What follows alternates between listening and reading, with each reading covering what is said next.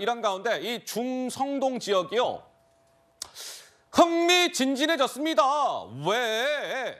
지금 중성동갑 지역은 윤희숙 vs 임종석, 임종석 vs 윤희숙 대결 구도고 바로 옆 동네 중성동 을 지역.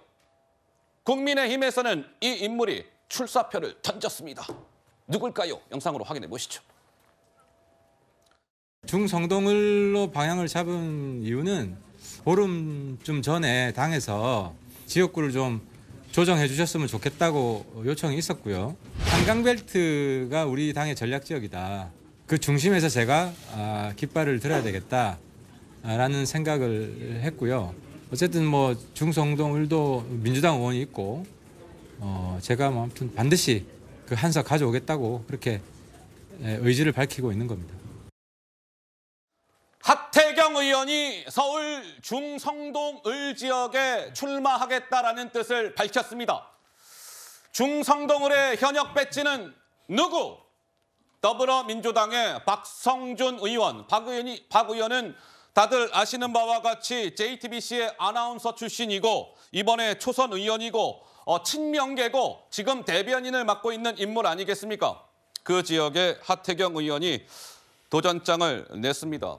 그러니 이 중성동 지역이 후끈후끈 달아오르고 있다. 이런 이제 정치권의 해석이 나오고 있는 것이죠. 그런데 또 하나 글쎄요.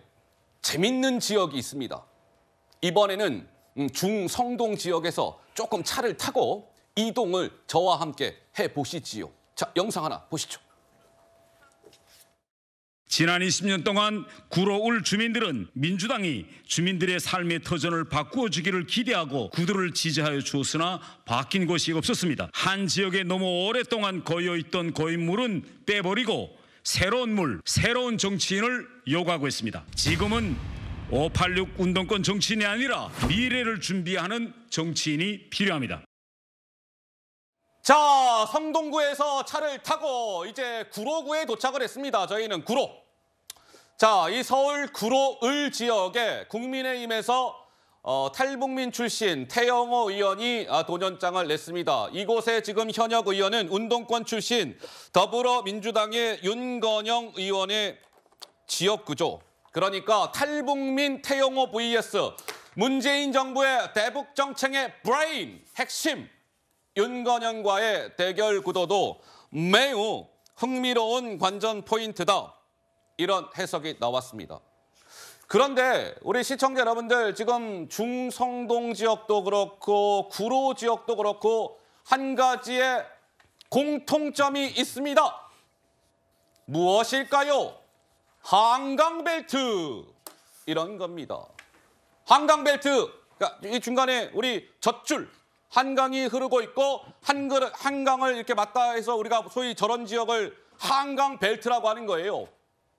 근데 지금 우리가 얘기 나눴던 중성동 지역, 구로 지역이 다 이 한강벨트에 포함되는 지역 아니겠습니까? 그런데 4년 전 2020년 총선에서는 이 한강벨트가 지역구가 총 9개인데 더불어민주당이 사실상 싹쓸이했어요. 용산, 그 당시에 국민의힘의 권영세 의원만 국민의힘에서 당선이 되고 나머지 8석은 모조리 다 더불어민주당이 가져갔습니다. 그래서 국민의힘에서는 안 돼. 한강벨트 다 가지고 와야 돼. 이런 의지를 불태우고 있는 것이죠. 그런데 또 이런 결과가 있습니다. 야, 이게요. 4년 전 총선에서 서울 지역의 지역구가 총 49개가 있는데 그때 정확히 말씀을 드리면 미래통합당이 8석만 차지한 거예요. 나머지 41석은 모조리 다 어디? 민주당. 그런데 2022년 윤석열 대통령이 당선이 된 대선 때는 흐름이 좀 바뀌었어요. 서울의 구가 총 25개가 있습니다. 뭐 도봉구, 강남구, 서초구 등등등등.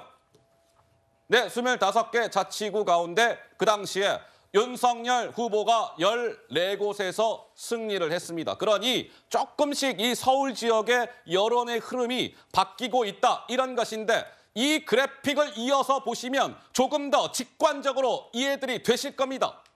바로 이거. 최근에 발표된 갤럽 조사인데 내일 총선이면 어느 정당 후보에 투표하실 겁니까? 이건 서울 지역만 놓고 본 거예요. 그랬더니 국민의힘이 40, 더불어민주당이 41. 사실상 같은 숫자가 나온 것이죠. 이 타이밍에서 우리 배 소장님 말씀을 안 듣고 갈 수가 없겠네요. 네, 서울에 국민의힘의 운명이 달렸다. 대선같이 한강벨트를 가져오지 못하면 국민의힘의 수도권 성과는 없는 겁니다. 왜냐하면 대체적으로 우리가 서국 경민으로 봐요. 허허. 서국 경민.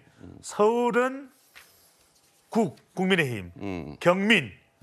경기는 민주당. 이게 강세 지역이기도 하고 오. 또 지금 수도권에서 초박빙 접전 양상이 지금 벌어지고 있어요. 그런데 예.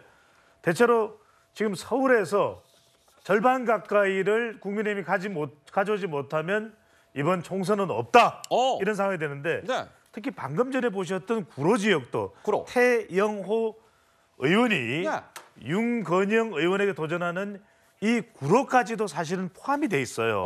예. 포함이 돼 있기 때문에 예. 여기가 이제 최근에 젊은 세대들 디지털 단지 이렇게 변화하는 유권자 환경이 있는데 왜 여기가 중요하냐?